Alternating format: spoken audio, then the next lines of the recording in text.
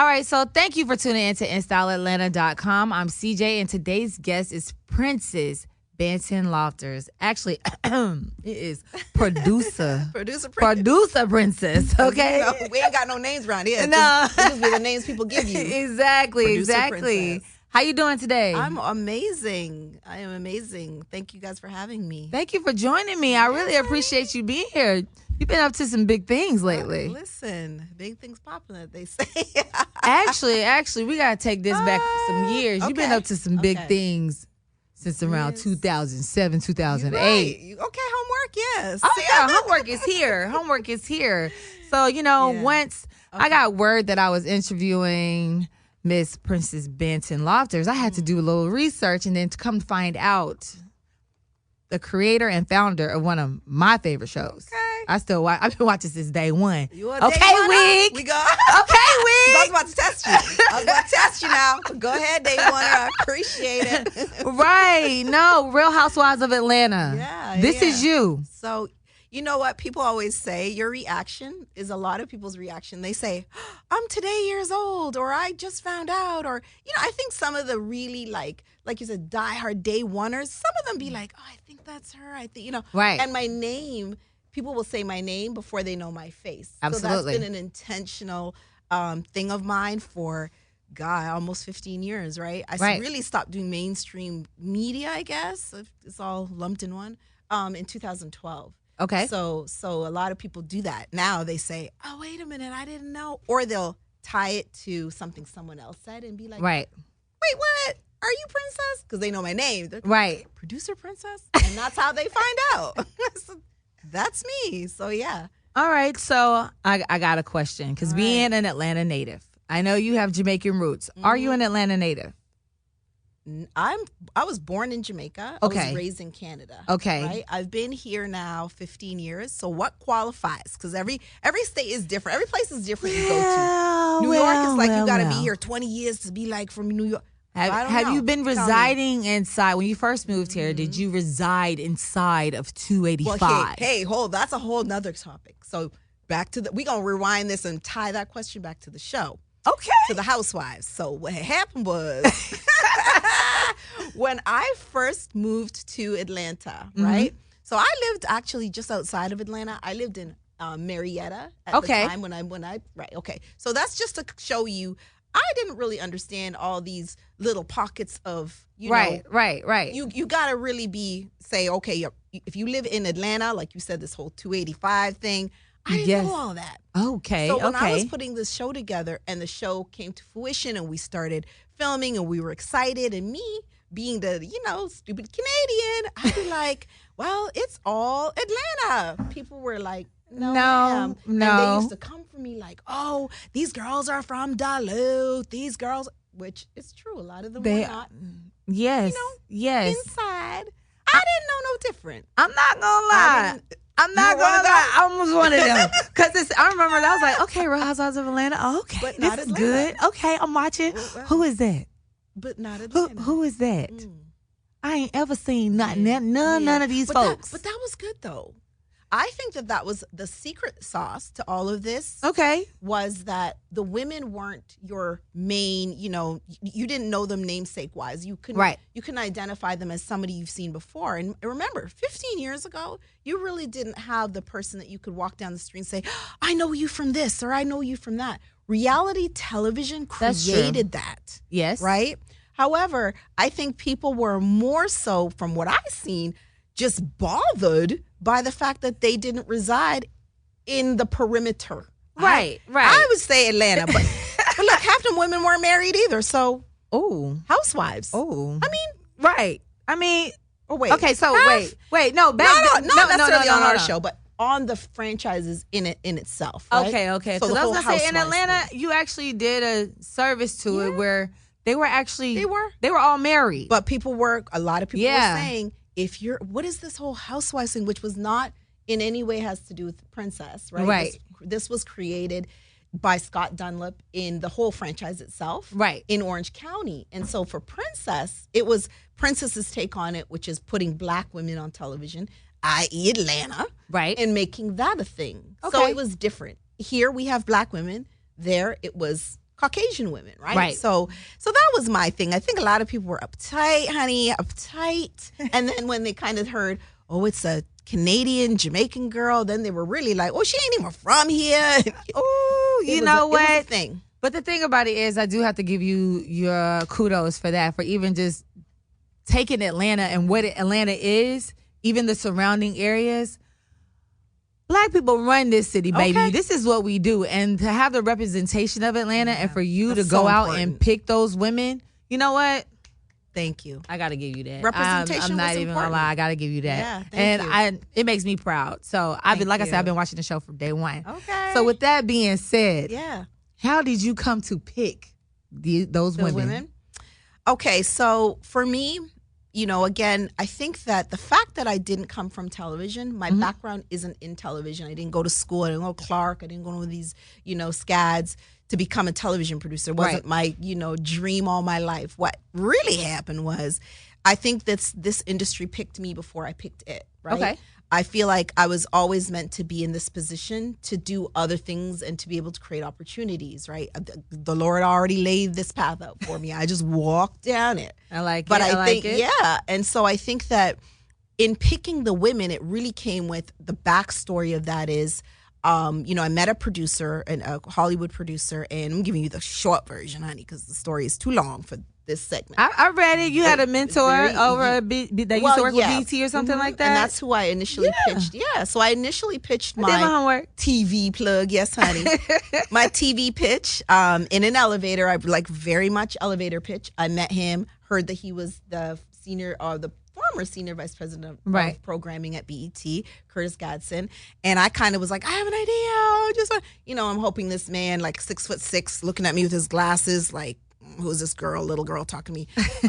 And he gave me a chance to sit with him. And literally, I had an idea for video models at the time. Okay. Again, understand that. Not coming from television. I just had this idea, wrote it all down, which now we know is a treatment. In our world, we call it a treatment. And he graciously gave me his time and just said, let's do this. Let's figure out what it is you want to do, because I feel like you have what it takes to do something big. Right. And he said that to me from the beginning. Okay. This is with no show, no nothing. It was just him helping me produce this reel. Fast forward, as I'm pitching that idea in LA, the same producer I was meeting with, I found out also did this Orange County show, Real Housewives of Orange County, with a different production company. And literally, as it's happening, giving you the short version, I ended up saying, hey, I know you have this Real Housewives of Orange County, but where it's really at is Atlanta. Right. And we have black women that wear fur to the games and drive, you know, Bentleys and live in the 5,000 square foot, 10,000, honey. Because we had a 10,000 square foot Deshawn on the show, square foot house. Okay. And we live like that. We dress like that. We eat like that. We shop like that. Absolutely. And I kept saying, this is what needs to be seen. And I had the audacity to say, give me some time to put this together. Matter of fact, I said, give me 3 weeks to put this together and come back. And again, it's not the first time that somebody has said, let's put some, you know, predominantly black women in a space like this. Of course. It was just the first time it was executed in a way that they can touch and feel and hold and say, oh shit, we got something. Right. This little Canadian girl really did do something. No, absolutely. And that's how it happened. It really, you know, my mentor, like you said, just kind of put me in the right place at the right time, and I met that producer. And I love that. I love that. 15 years later, the rest is history. So Nene, one of my favorites. Okay. Love Nene because she come with it. She's the anchor. Yeah, absolutely. I always call her an anchor. She's like, she's your villain and she's your hero all at the same time. You know what I'm saying? To be able, and it's not easy to play that role. Right. You know what I'm saying? Yeah. But when she right, and when she wrong, she's still gonna be right. But she. I was about to say, hold on now, where are we going with this? But she's I still can fill in that blank. But you know, she has such a strong presence on the show, and I, especially in helping Real Housewives of Atlanta, being that statement show on Bravo. Period. How did you come to choose Nene? Okay, again, she chose the world. The minute I met her, I'm just gonna say this: the minute I met Nene. I met her. I went to her house. So just to give you context as well, a lot of people feel like, and because I don't tell the story that often, now I will, felt like maybe there was a big production behind it and all these cameras came in and, all this. No, it was me. At the time, there was no show. It was me running around Atlanta, hoping that these women that lived far out in Sugarloaf would sit down and talk to me. Right. This Canadian girl. And I was like a kid. I was still in my 20s. I wore Converse. I was very, little tomboyish. And that was literally me showing up to their house to say, hey, I want to interview you. And, by the time I get to their house, I've already talked to them on the phone and did all that. Right. But Nene was very much that. She took my call. She said, come on over, girl. And she answered the door. She had wine in her hand. And I remember she hadn't eaten very much from what she told me. So by then she was a little tipsy. Okay. But what I loved about her was immediately I could see in her, if I could find 4 more women like this, just even a little bit like this, right, I got something. And she was so open. Mm-hmm. She believed in it, which was really important because I strongly believed in it. Right. And it's hard to convince other women and just people in general that what you doing this show, girl? What you doing this little show, girl? Especially a girl from Canada, right? It's like, what are you doing? Okay, you want to watch you TV show, sure. She believed in it. Okay. From the very beginning, she was her authentic self. And the minute I met her, I was like, oh my God, she's amazing. And if I could find more women like her. So I asked her, I love you. Who are your friends? Who are your friends? She tells the story, and that's it. I literally, now mind you, I still had to okay them. I still had to say yes. I still had to interview them. And I was interviewing other women in the city. Of course. But that core group. Might as well be friends in the beginning. They were. Might as well be friends, because that makes it even more interesting. Sauce. So then that leads me to Kim Zolciak. Okay. When you found out about the whole situation with Big Papa, and then we never saw Big Papa. Okay. How did you think that was even going to translate on camera? Well, you got to rewind. So when I met Kim, similar to Nene, to be honest, I had already said I was only interested in, again, I was extremely bold and I was pretty vocal without even, listen, I think when you go into something not knowing your power or what you should be saying or not saying, like who's an executive, who's not. I didn't care. I don't know if you can cuss on the show, but I didn't care. Absolutely. I said, oh, hey, sir, ma'am, I'm not interviewing anybody who is not black. If you are, period, and everybody knows this, it's not a secret. I said, I want an all-black cast, right? I said that over and over. I was very adamant about that. I kept saying I want women who look like me. I was like, if you brown, like you Indian maybe, you Smith, I was like, okay, we give a little slide. Right. But I interviewed women that to me just represented what I felt like I wanted to see. Okay. And then here come Kim. Kim. We gonna call her Kim. Here comes that is Kim. The funniest nickname ever. I love it. She loves her wigs now. I don't think she shies away. But for me, again, I met her. Okay. Nene referred her. That was Nene's friend. And I remember going, ooh, girl, I don't know. Because, again, I have a very strict criteria for this situation. And it was my choice. Okay. There wasn't even, there was no network involved. It was Princess's choice. I love it. So I say, all right, we gonna meet Kim. Same thing. I knock on the door. Kim answers the door. She has a puppy, a Pomeranian, like them little puppies, Pomeranians, I think they're called, something like that, right? In one hand, wine in the other hand. She has furry bed slippers on. I remember it was literally like it was yesterday. And she was Kim from, she literally, hey girl, come on in. I want to say she had a cigarette in her hand, child, but I would not be surprised. Listen. I would not be surprised. Okay. And I loved her. And I said, oh, shit, I might need to rethink this whole all black thing. But to me, it wasn't even rethinking. It was about the ingredients that I knew it was going to take to make a successful show. Right. And to be able to, quote, sell it, right? Okay. And make sure that these producers loved it. So that's how Kim got in the fold. And I think it was a unexpected wild card that was a blessing for us. Absolutely. It really was. All right. Yeah. So when it came to doing everything, shopping the show to them, them saying yes, picking it up, shooting everything, there has been a lot of not so much controversy, but talk in terms of women getting the credit that they deserve for the things that they have created, especially Black women. Yeah. And Dwight is like one of my, like a family member to me. So even when I had a quick conversation with him about you, he was like, she didn't get the credit she deserved. She never got the credit she deserved. Sure, yeah. I was even like, is her name in the credits? I went to some 15 years later. Yeah. Okay. I actually I saw one episode. I literally just watched it before I came here. It was season 9. It was the She Did That episode where Sheree debuted her house because it was finally ready. Okay. Right. So tell me. And then at the end, though, when Sheree's standing on the steps, she's like, "Thank you for everybody coming to be here." Blah blah blah. All I was looking for was Princess Banton-Lofters, lower left, and I was like, "Sis did that." Period. What did it take to get that done? Okay. So I'm glad you brought that up.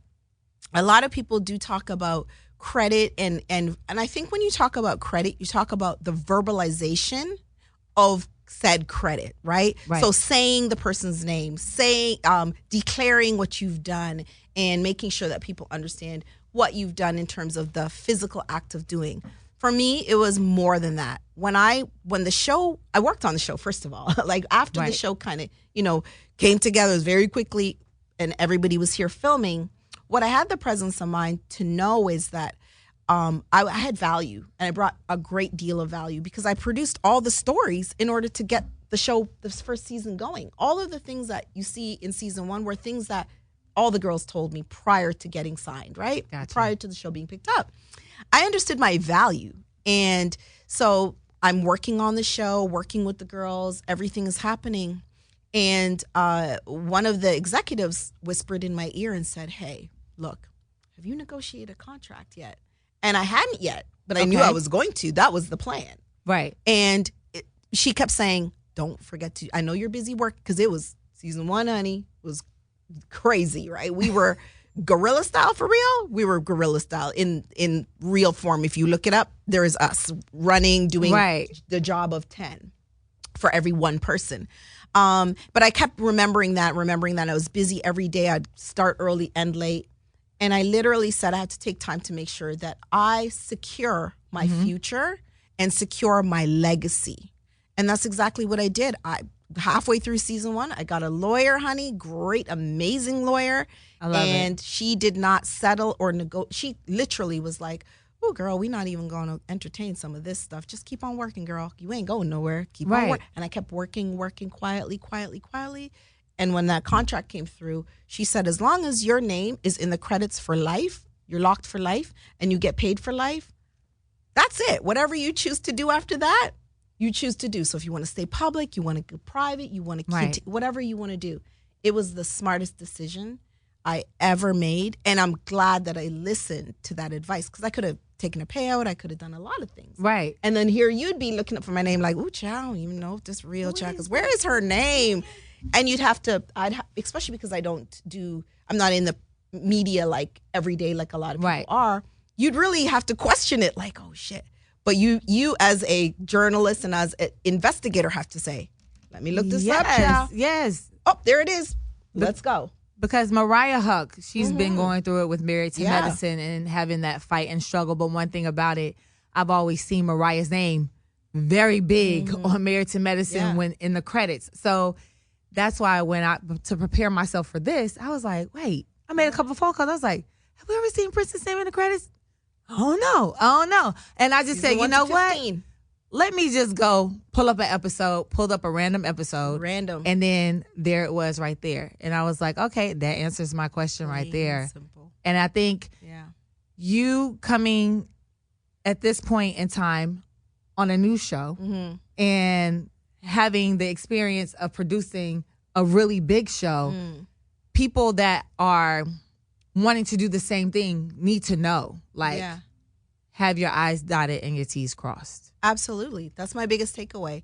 I think when people because people get very, there's a lot of mixed feelings on, me being more public about the creative side of things, and for good reason. I think as women, if we don't continue to credit ourselves and let people know that we exist and we are behind things, then like you said earlier, it just waters down who we are, right? It doesn't allow that other, that 14-year-old girl saying, gosh, I wonder if I could do that. And then she pops up and sees someone like me, like you, and says, well, I'm like, Mariah, I think I can do this. Right. I think that that's where it's important to make these conversations and have these conversations and just let people know, like, we've been out here doing it. Right. You're right. And but from the other lens, like the in front lens, I think a lot of people confuse being in front of the camera and behind the camera. There's a lot of like confusion. Mariah did it the right way, where she put herself on her own show, right? So she could get her credit and let people know who she is at the Absolutely. same time. So I mean, it's television. So how do you feel when you have somebody that's like a Andy Cohen that wants to come and kind of take credit for everything that you put together in terms of that specific part of the franchise? Yeah, I don't see it that way. Okay. Right? I think, I don't know, maybe it's the Canadian in me, maybe it's the I'm a very, very diplomatic person. Because I understand the behind the scenes framework of everything, I'm never bothered by any of that, because at the end of the day, Andy Cohen is who said yes to me. A lot of people don't know that. I like the way you put that, though. Absolutely. If he had not said yes to this franchise, he was the senior vice president of programming for Bravo for years. Okay. So some people know that, some people don't. I'm sure most people know that. Right. And absolutely. what he was the yes man, period. He said yes to Princess. I am grateful for that forever, because he could have very well said, no, we not going we're not going to try this here black show. Right. But he very much was interested. And that being said as well, the politics behind the executives and who does what and who gets credit for what and how that all works and why people don't get executive producer credits and only, all these things are all the red tape. Right. And it's difficult for you to sit and explain it all. But just to answer your question, Andy was the one who was behind Orange County. Right. He then said yes to Atlanta. He then said yes to New York and Beverly Hills, and he's that person. He also was able to do something for himself that many people aspire to do, and some are now doing it, the Carlos Kings of the world. Right. He said, hey, I see an opportunity for me to tie myself to something that I did. I don't take that away from him. Right. I should have been a smarter bitch and did that myself. If I wanted that limelight, I never wanted it. But he loved it. He basked in it. And I think that he created a lane that he could do that. But the thing about it is now, though, it's like you're now in a position where you creating Real Housewives of Atlanta for it to be what it is, and 15 years later, right? Yeah. Now, Bold and Bougie is what you're on now, where you put yourself in front of the camera. Now it means it's time for you to have a one-on-one sit down with Andy Cohen on Watch What Happens Live. Right. Listen, let's claim this. Let's make it happen. Let's claim it. Like, seriously. Period. I agree. I think that, I met Andy years ago, and Andy had a very specific role, even with the reunions and so on and so forth. For me, I never had the desire to do mainstream media, much less that big platform of media, right? Right. I think, though, when thinking about it and understanding that you do need to put the faces with the names now. You have to. That is the reason why I'm even on this show that we're talking about, right? Right. So many people for so many years. Let me just say this. WEtv would never, ever put me on their network saying, hey, I'm the Real Housewives. If that shit wasn't a thing and true. Absolutely. They not trying to go, they not here for any of that smoke. So the executives over at Truly, at Kingdom Reign, the other people that were involved, understood the importance of giving this Black creative female her flowers. They understood that, and they were very much like, what we gonna do? How we gonna do this, princess? And they wanted that for me, and I think that I appreciated the platform in which to tell my own story and write my own story, so that other people could stop writing it for me. Absolutely. Because that's I what agree. happens, right? So, no, I think that one day I will sit down with Andy. It's just never been a thing. It's never been a no. No, gotcha. Ever. It's just been listen, when I want something, I just say, hey, connect me with Andy. I like Let's make that. this happen. That's how I am. So I've never, child, none of that bothers me. None of that bothers me. All right. So before we go on to the future and present endeavors that we're talking on that you have going on, I got one more question for you when it comes to Real Housewives of Atlanta. Let's do it. When Nene left, how did that make you feel? Anything that will not benefit the franchise always makes me feel like that's my baby. I know. I always want my babies to do well and to flourish. And let's just be real. The longer and the better the show does and longer the show survives is, again, a reflection of Princess because it's part of my legacy. Absolutely. Like I said, I have no shame in saying I get credited, I get paid, period, every year. So for me, it's a smart business to know that if you have a great part of the show, listen, the fans love it or hate it, whatever the case may be. Right. I always feel like people should always get an opportunity to fulfill what it is they're trying to do. Now, I also will say there is an expiration date on certain things, and sometimes that happens whether you agree with it or not. Got you. Right? So that could very well have been the case, but I think that, I don't ever want to see anybody go because I'm cool with everybody. I think she just needed to pull a She by Sheree, She had it on, she was baking it, and then later on it came to fruition. There it is. She took a break, and then she came back. Listen, so, things have happened. Yeah, they have. Things have happened, right? They have. We've seen people pop up. Like you, popping up on Bold and Bougie. And pop up. Popping up on Bold and Bougie. Okay. You seen that? You see how you just did that? Because now I've not even seen that little trailer. Someone had sent it to me. Oh my gosh. My publicist or someone sent it to me, Chad. I said, wait, what is this? Because now you have gone from producing people to now being produced. What's going on with that? Tell us how you like that. How I like that. Well, no. You know what? Again, it was really, I got a phone call from Kingdom Reign, from Carlos King, who owns Kingdom Reign. That is my baby. Period. He started with me. He's only a few years younger than me, but Chaz, my child. They're all my children, even the older ones. And listen, it was such an unexpected conversation, and it went left very quickly. We were talking about one thing, and then it was and then all of a sudden he was like, "The producers want to call you and talk to you." And I was like, "Oh, okay, about what?" And then it just kind of, the conversation naturally started to go towards, look, before you say no, this is what we think. And we just think that this and that, and it's good. It's an ensemble group of women. And, again, it was more about shining a light on female creatives and giving me an opportunity, let's just say, and also the world to see a me, right? And know. And that's how the conversation started. And I was like, oh, Lord, wait a minute now. And,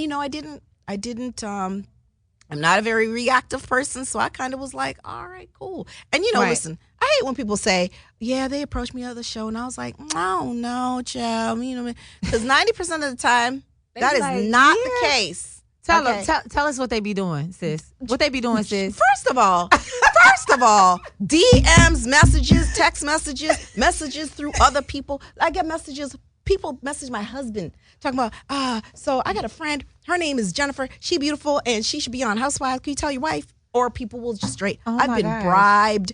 I've been every single thing. What's the best bribe? Because for years and years, I would still do interviews and bring people on the show. What's the best bribe? People, cars, money. Girl, hey, look, I know they pay sometimes, but girl, I'm gonna pay you, okay? I'm not kidding. Yo, I might get in trouble for shit, but I'm telling you, this is the type of stuff that people do, whether it's to me or other producers, because they understand the platform. Right, absolutely. It's a big platform.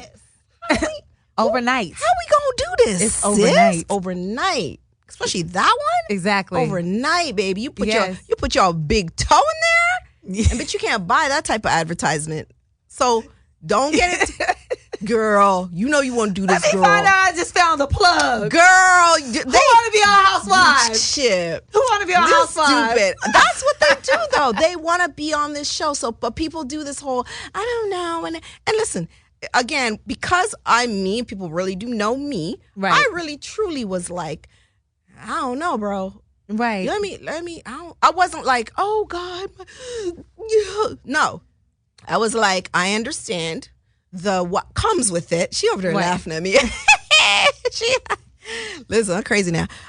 Which is probably why they put me on. Love it. I understand what comes with being on the other side of the camera. Right? Now, I'll say this. I'm not familiar with it because, and people don't understand this either, but this is true tea, I don't go on set. And I haven't been on set in years. And on any of the shows that I help develop and interview, I do the fun stuff. I do this stuff. Right. This who you are, girl. Tell me about yourself, girl. Let me get on your business, honey. You got, you married, girl. You date. That's what I do. I do the fun stuff. I pitch them to the network, production companies, producers, and I watch them flourish into these beautiful on-camera personalities. Right. From afar, from my house, from the beach. Right? I love that. Okay. I don't do all the onset stuff because it really, truly is not something I signed up for. People have asked me to, hey, you should show run and you should be, no ma'am, no sir. She is not cut out for that. She is not cut. But you have definitely signed up now. Well, this is the thing. Not as a producer, as a cast member. No, I know. Exactly. So seeing what these producers go through to get us bitches in line. Like, girl, if you don't come on, what we doing? Pulling secrets out because they sat there in front of you and was like, girl, what's your husband doing? What you doing? How long y'all been married? Where's the last vacation? All that. And listen, I know what I signed up for in that respect. But it's definitely, I have now gained a new level of respect for people who've been on television. Yes. Period. Yes. It is it's an all the other women who are on this show have been on television multiple times. Okay. I have never. I think for me, it was, you'll see, because my face is like this half the time. Like, yeah. No. It's either like that or like I make a lot of faces, so they be making fun of me over there. Like, girl, your faces, because I be like, ooh, or I'm like, ooh, I gotta go. No, yeah, you can't run from that. I gotta go. Okay, so let's break it down because you help produce one of the biggest shows that we've seen on television, and everybody tunes in every single year. The fun stuff now, but right. But I'm just saying, now you yourself cannot be shocked or surprised. I'm not. Because at what point during filming did you stop producing yourself? You know what? That's a good question. Because, I went into it, well, contrary to, it depends on who you ask. Because I wasn't producing myself. I was more like, oh, shit, how do I produce myself? What do I gotta do in this situation? You pre-plan things in your head. You know what? I was in my head. I think it's natural. Even if you've been on television for years, when you get behind the camera turns on for the first, couple minutes or so, you'd be like, wait, what? Mm-hmm. And then you're like, depending on how you are, and I am direct. Okay. I would say probably people say I'm the nice one on the show. I'm very diplomatic. I'm very loving, all that stuff. But I'm very direct. So depending how the conversation's going, you see I forgot the camera's there. You do see that where it's like, now what now? It happens. But I think that's what happens on TV. When the camera is on you, you truly forget that the camera is on you. And you be like, oh shit, did I just say that? It took me a little minute to say, princess, just be yours. Because I was very much being myself. But I think even in being myself, I was altering. Of course. You kind of think, well, child, I don't want to do this. I don't want to embarrass my kids now. And my husband, little doctor husband of mine now. Right? Because he's a whole doctor now. It was something you think about. Okay. I think towards the end, I was like, what are we doing? Because, and I had fun with it. I will say it is an experience that I enjoyed because I enjoyed all the girls. Right. I really loved the girls on the show. Good, bad, whatever you want to say. I was like, girl, I like you. So that was about to be my next question. Yeah. Were you all friends at first, or did you just know each other or know of each other? We knew of each other and knew each other to some degree. I think for me, I was most familiar with Tamika because we had spent time in the last couple of years, ironically, just around each other. She'd come to parties I'd have, and I would support things she does. I've known Malaysia for years indirectly, but not hung out with her. Gaucher I've known for years. We kind of run in the same circles. And Crystal Renee was the only one I didn't really know, had never met, and met her and was like, oh, girl, I feel like I've known you forever. So for me, it was easy. I wasn't like moved by the not knowing someone. I actually liked that. Okay. Because then you don't get a, you don't get a thing in your mind where you're like, oh, girl, that's not how you really are. I don't know how you really are. Right. I don't know how you really are. So, all right. No judgment. With you being familiar with Tamika and knowing her for a few years, and then Malaysia, did you watch any of the other shows that they were on before? So with Tamika, no, not. I might have caught something here or there. I feel like it was probably too long for me to. I tune into something and I'll be forgetting. Like, did that happen? I'll be forgetting. With Malaysia, yes, I was more familiar with her because I watch Basketball Wives because I have different, acquaintances and, friends and, again, small circle. Right. Everybody knows everybody. So, yeah, I've watched Basketball Wives probably more than anything else. So I was more familiar with Malaysia. Okay. Yeah. Okay. And nothing else really. None of the other shows. All right. Mm-hmm. So it's 5 of you. 5, yeah. 5 powerful women. Uh-huh. Big personalities going now. Yeah, so you know where I'm going with this. You know where I'm going with this. Where you going with this? How many times were y'all shaking the table, or were y'all having like a lot of kumbaya moments? Listen, I'm really from princesses. First of all, Princess was Princess. Y'all hear me? Princess was ow. You know that's doing it. Princess was Princess all the time, and I think that I can only be myself. Towards the end of production, the producer's like, bitch, you really just Princess. I'm really just me, for real. And so I just did. There's moments where you're like, I had my moments for sure, where I think with anybody, if you feel like, you being kind of, pushed in a direction you don't want it, the natural defense is to be like, wait, what? Especially if I'm not a punk now, so. Clearly, I didn't accomplish all this. I'm just waiting for the accent to come out. You know what I'm saying? Like, what pushes that button to get the accent to come out? Jamaican accent? Yes. Put me around some other Jamaicans. Because I do say some shit on the show, like, who mans is this? Whose man is this? Like, there's stuff on there that they're like, oh, girl, this girl definitely Jamaican. And I mean, listen, I feel like we didn't shake the table per se, and maybe things are perceived that way once you watch it. I'm just saying. Right. I didn't shake no tables. I shook my neck, shook my back. Okay. I did some things, but it was just out of how I felt at the time. The good thing is, I feel like we as a group collectively had a lot of great conflict resolution. Okay. I don't think there's enough shows that do that. So we would be like, girl, what? And then you'd be like, okay, so when you had did that, right? We got to talk about that. Right. I loved that. Okay. It's like, we going to talk about it, girl? Okay, let's talk about it. Because you don't see that a lot. You get a lot of do. And then they walk away. And 3 episodes later, we still talking about it. We're so mad. But you have to know that I feel with 5 powerful women like yourselves, you guys all have names. Yeah. Your names are recognizable, some household names, right? Sure. There will be a comparison to your creation. Absolutely. They got Mayetta. You got Crystal. Yeah. Yeah. Y'all got Malaysia. Who they got over there right now? I mean, not to say like comparisons, and just in terms of like fame. I get it. It's going to be a comparison. I get it. What do you have to say to that, to people that want to do that? Every smart producer produces smart. Okay.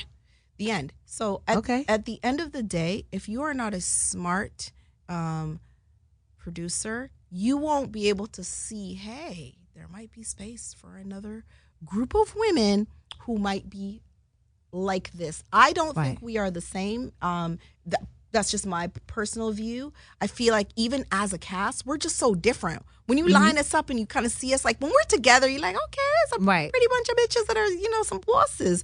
But really, it's like there's something for everybody in this cast. It's a little bit of like, okay, you know, you got a little Bougetto, you got a little hood, you know what I mean? You got, you know, you got a little Canadian speak proper, whatever, and then you've got a little bit of something for everybody.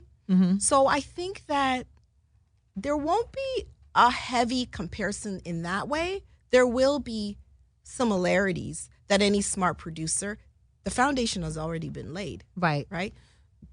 By shows like Housewives. Right. Why recreate the wheel, child? We just gonna stick some other women in there and we gonna do the thing. Except this time everybody knows their name. Well, that. Except for me. Oh, Princess, people know your name. The name, but they don't. Listen, I'm so happy that I'm the one that has never, you know, they're going to be like, who's this? And she did what? Okay. You know, I love that. I love that for us as a culture. Not just Princess. I love it for us as a culture because we get to find out who the black girl is. Absolutely. Who did the show. Absolutely. That's great for the culture. I love it. Period. Now, on the show, I had the privilege to come to your fashion show. Yeah. Yes, I enjoyed myself. They didn't have any gluten-free options for food, but the drinks, I was taking them down, baby. I was taking them down.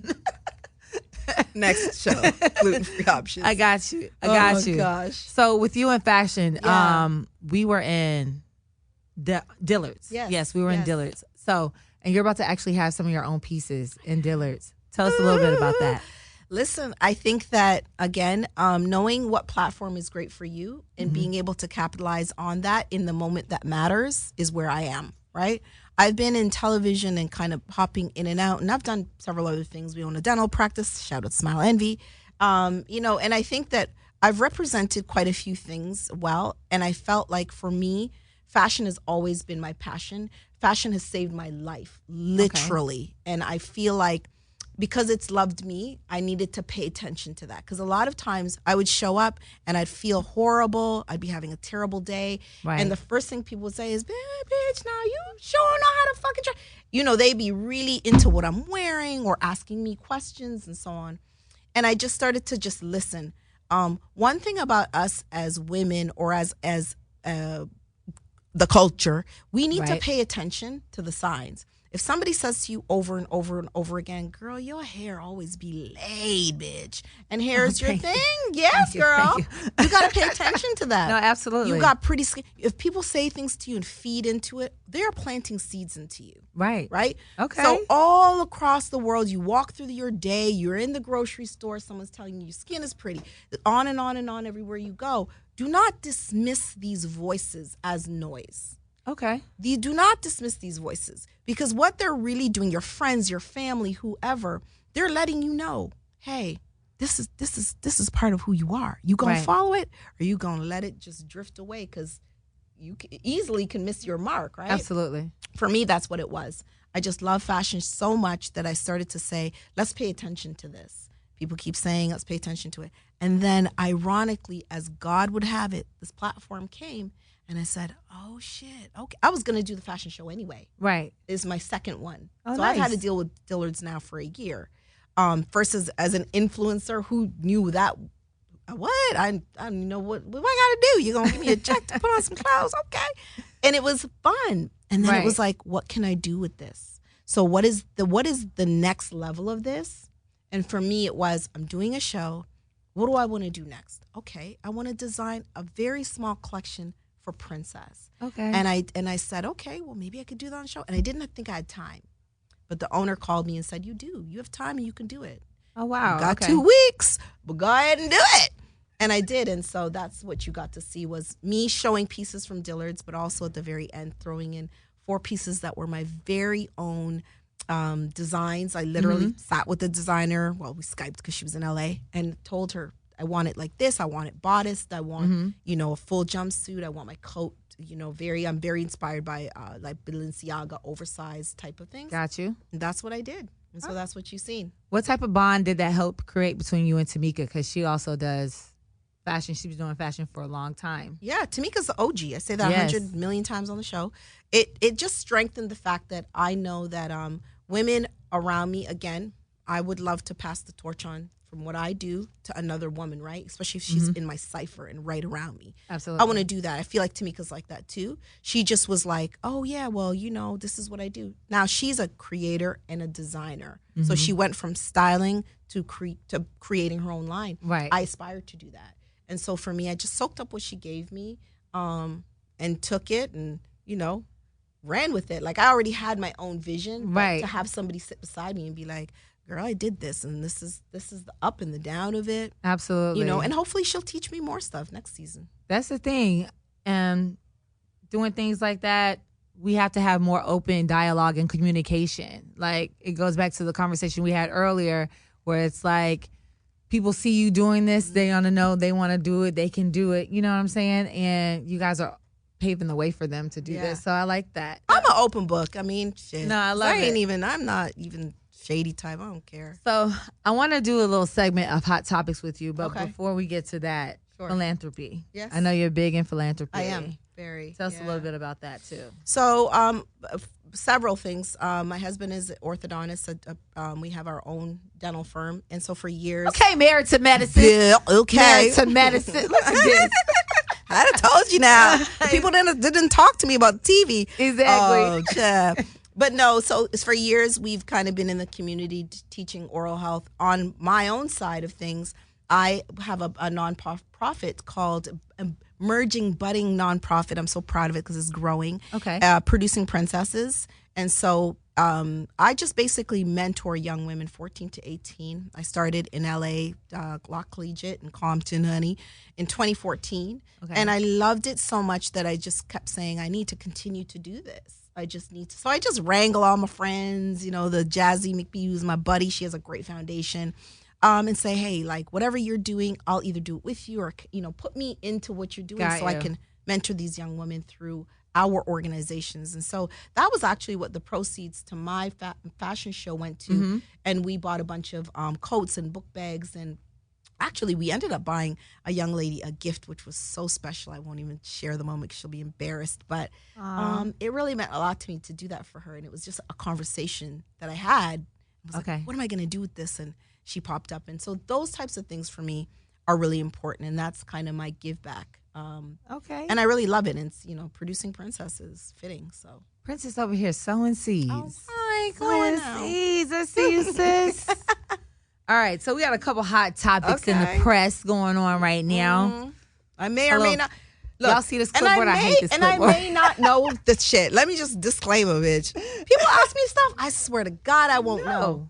I'll be read it. I'll be like, I don't even know what this is about. I promise you. They be like, girl, you lying. Ask them. I swear to God. Go ahead, though. Okay, all right. Number one thing. What? Hot topic. Okay. Taraji P. Henson. Yep. Equal pay for Black actors and executives. Mm-hmm. You know anything about it? I don't know anything, but I certainly have an input now, Chad. Oh, yeah, exactly. For this.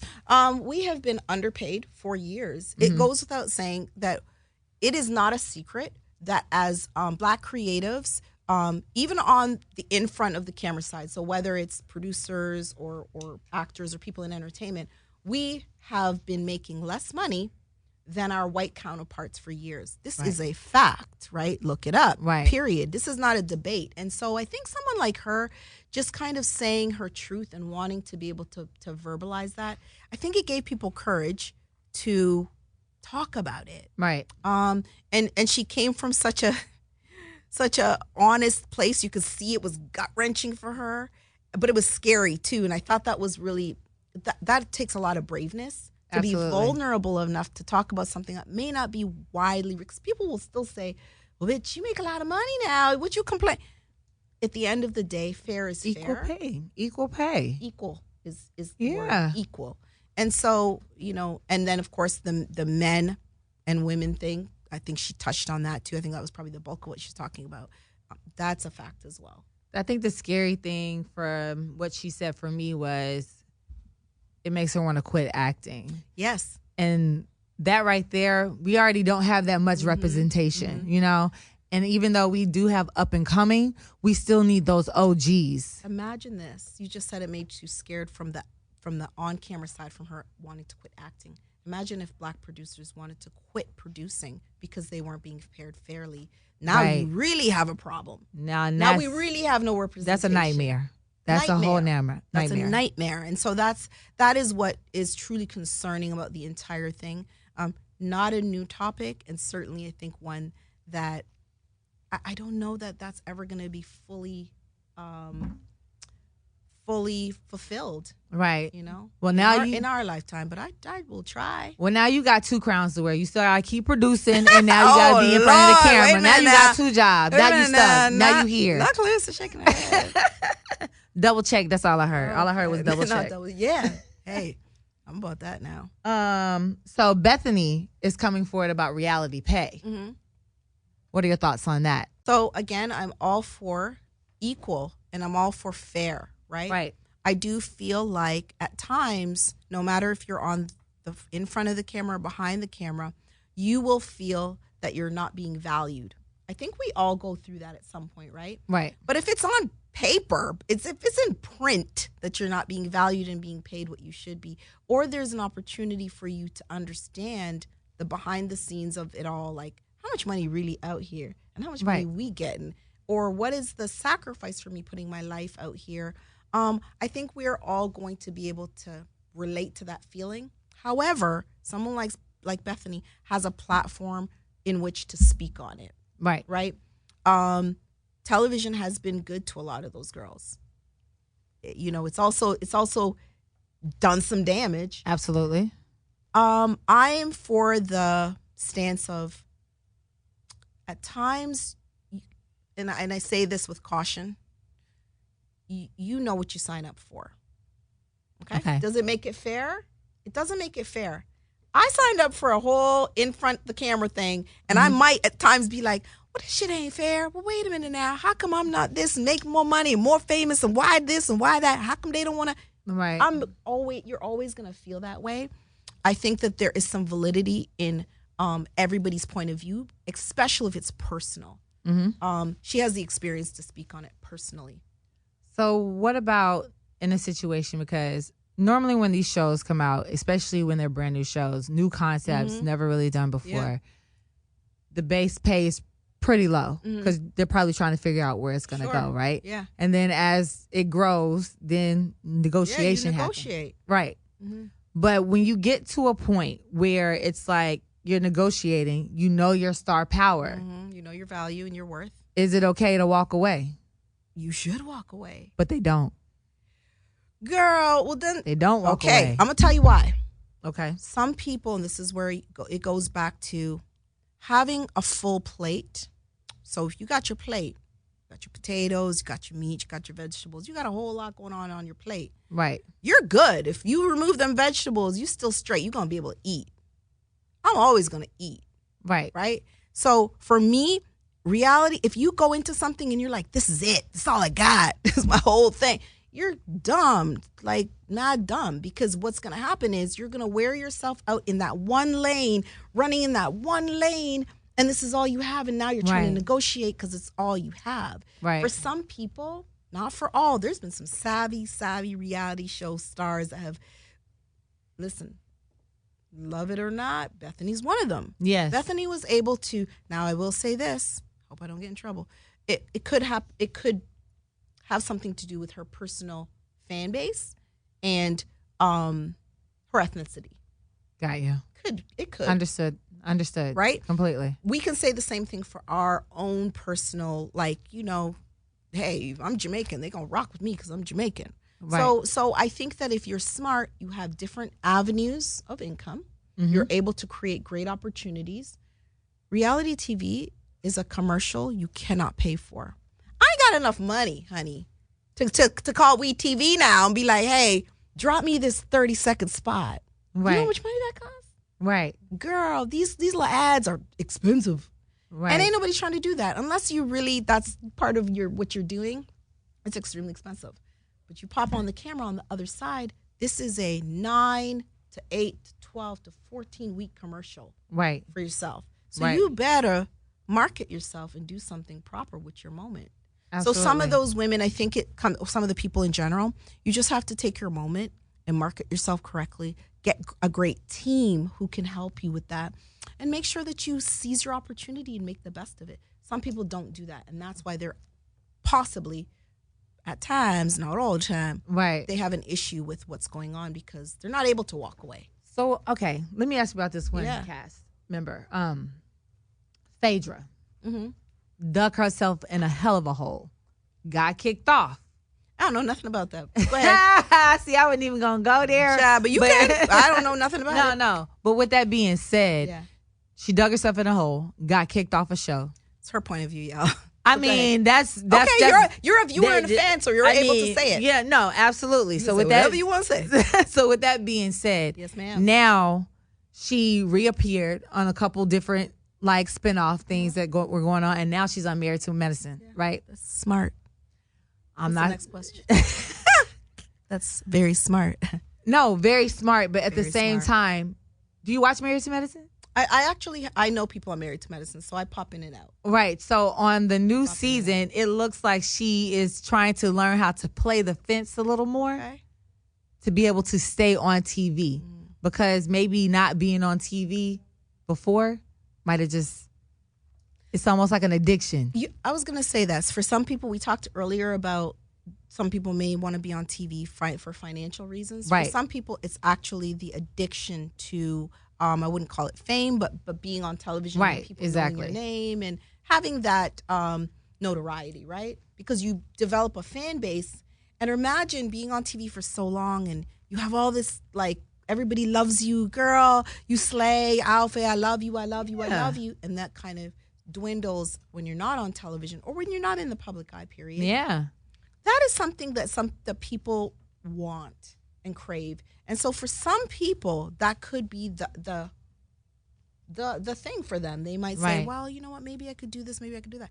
I think that a lot of these girls are smart business women. Right. So again, if an opportunity comes about that, looks good for you, again, yes, you should think about that. You should think about that. So I think a lot of these girls are savvy. Okay. Yeah. I hope so. Phaedra being one of them. No, she is a read queen, and that read she did, oh my God, when she said you went and spewed in a cup. This man went and spewed in a cup and got $10 just for you to have a baby. That's Phaedra. And Phaedra out here entertaining. So she's going to entertain. Ciao. Dead. Ciao. On arrival. That is the read of the century. Hey. I ain't gonna hold you. Hey. That is the read of the century. That is her. She's great at that. A lot of those girls know exactly what they came for. They know the assignment, understand the assignment, and they're great for it. Right. I'm a fan of women who can understand once you kind of say, oh, okay, this is kind of where this is going. Right. Being able to make it work for you is an art. Absolutely. And women like that are able to make things work for them. All right. Well, everybody's going to have their opinion. Some people, no, that doesn't work for her. For her, it works. This has been great. I have truly enjoyed this. I want everybody to know that I am now the new plug. If you want to be on Real Housewives of Atlanta, you have to bribe me, baby. No, okay? She ain't got no power. I do. This is my friend. You say you're not my friend. Oh, shit, right. We friends. You friends, girl. Come yeah, on. I just bully her. That's what I did. Girl. Let me not use that word. Her energy was right. Let me not use that word. No. Princess is my new friend. If you're trying to be on Real Housewives of Atlanta, you gotta go through me in order to get her. So, it is what it is. No, I have truly enjoyed this. This. Just to know where it all comes from, to see what you're doing now. And am I different than you thought I'd be? I thought you'd be a little bit more messy, honey. I ain't gonna. Oh, no. I'm just playing. No, honey. No, I'm just playing. That I'm just playing. No. That is the consistent thing about me, though. I believe it, though. Like, yo, this girl is dead ass not messy, but I'm still myself. No, so of you course. still, hey, you get it or you don't. No. I shy away, but I'm not messy. Honestly, it's not my brand, so to speak. It's not who I am. Honestly, never. My research on you, it was hard. For the simple fact that you are very closed off, and I can tell that you're very closed off. Private. But at the end of the day, having this conversation with you, you're a wide open book, and I love every single minute of it. I love it. So thank you for joining me today. Make sure you guys tune into WEtv Bold and Bougie. So, Princess, let everybody know where we can find you, and then when we need to tune into the show, and what network we're tuning into the show on. So you can find me on, I'm real boring. I'm on Instagram, Producer Princess. No, you ain't boring. That's just my name, Producer Princess on Instagram. And my real name is Princess, by the way. People ask me that stupid question. And the show is going to be on WEtv. Yes, WEtv. I'm really proud of WEtv, by the way. I'm glad to be a part of the WEtv family. WEtv, and it's in February. We don't have an air date, but you know, or you know it'll be February.